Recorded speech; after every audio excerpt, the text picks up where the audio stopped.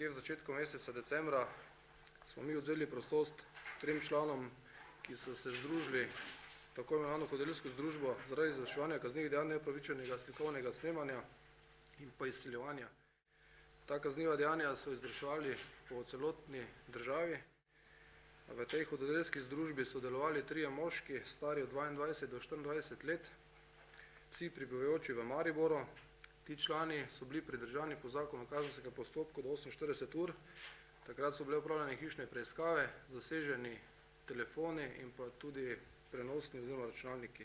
V nadaljevanju je bilo ugotovljeno, da je 24-letni moški kot ustanovitelj in direktor podjetja s sedežem v Mariboru zaradi slabega finančnega poslovanja nekje v mesecu aprilu predlagal drugim 2 osumljencama, da bi preko spletnih strani vzpostavili kontakte z ženskami in pa potem tudi nagovarjali k intimnim oziroma konkretno spolnim odnosom, kar bi prikrito posneli, v nadaljevanju pa bi s tem izsiljevali te žrtve. Člani te hudodelske združbe so imeli te vloge jasno razdeljene. Vodja združbe, razen tega, da je dal idejo pa vodil družbo oziroma združbo, je tudi izvrševal kazniva dejanja. Pomembno dejstvo je, da so žrtve teh kaznivih dejanj načrtno izbirali. Gre za ženske, ki naj bi imele partnerje, praviloma so imele partnerje, ni pa to bila obveza. Bile so starejše od 25 let, imele so zaposlitev in pa premoženje, v glavnem dobro situirane. Za vzpostavitev kontaktov preko spletnih strani je bil zadolžen 23-letni moški.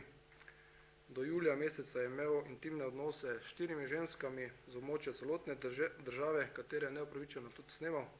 Posnetke na to izročal drugim 2 članoma te združbe, katera sta posnetke priredila, izdelala spletno stran, jo naložila, dostop do te spletne strani zavarovala z geslom, posnetek pa se je po ogledu samodejno zbrisal. V glavnem to je kazalo na to, da gre za osebe, ki poznajo delovanje računalnika.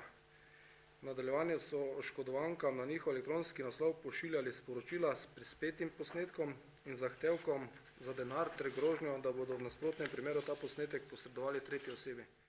Ta znesek zahtevani se je gibal od 1500 evrov pa do 10 000 evrov. V enem primeru je oškodovanka izročila denar, v enem primeru pa so storilci uresničili grožnjo, pa ta posnetek poslali na različne spletne naslove.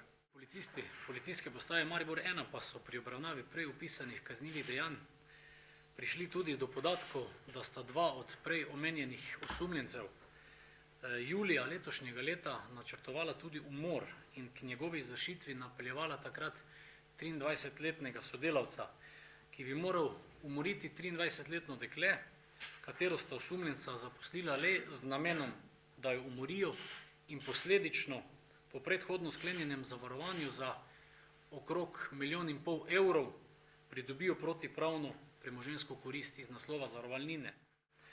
Zaradi spleta srečnih okoliščin do tega dejanja ni prišlo. Vsak od vpletenih je imel v načrtu jasno določeno vlogo, od samega zavarovanja osebe do različnih vlog pri izvršitvi samega umora, izvedli pa so že tudi nekatera pripravljalna dejanja.